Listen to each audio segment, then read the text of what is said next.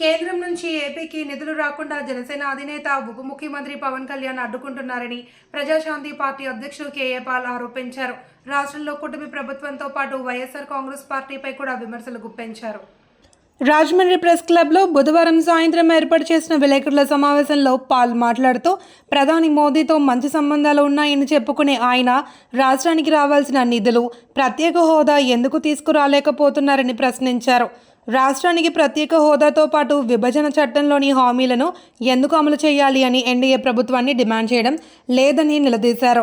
జనసేన ఆవిర్భావ సభకు కోట్ల రూపాయలు ఎక్కడి నుండి వస్తున్నాయని ప్రశ్నించారు.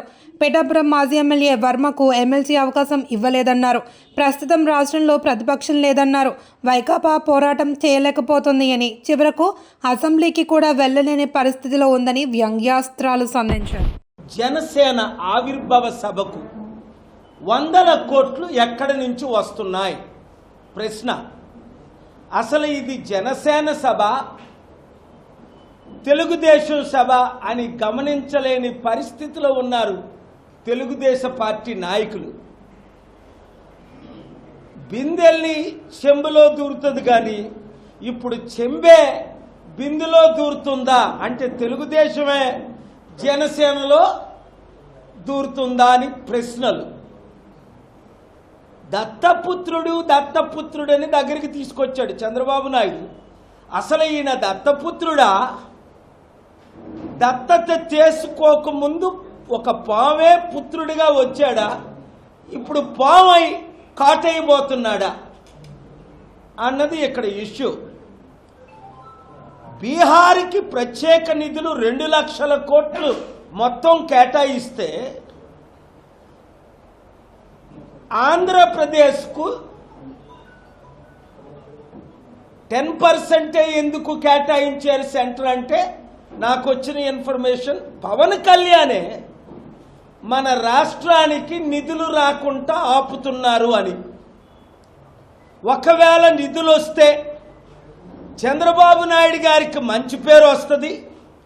ఇంకా మరలా వచ్చే ఎలక్షన్లో కూడా ఆయనే ముఖ్యమంత్రి అవుతారు, లేదా ఆయన కొడుకుని లోకేష్ను ముఖ్యమంత్రి చేస్తారు.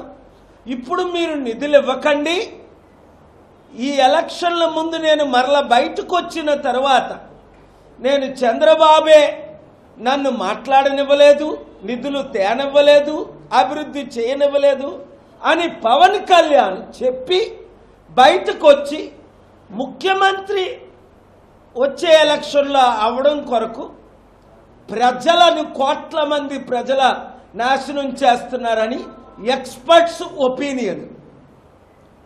ఏది నిజం?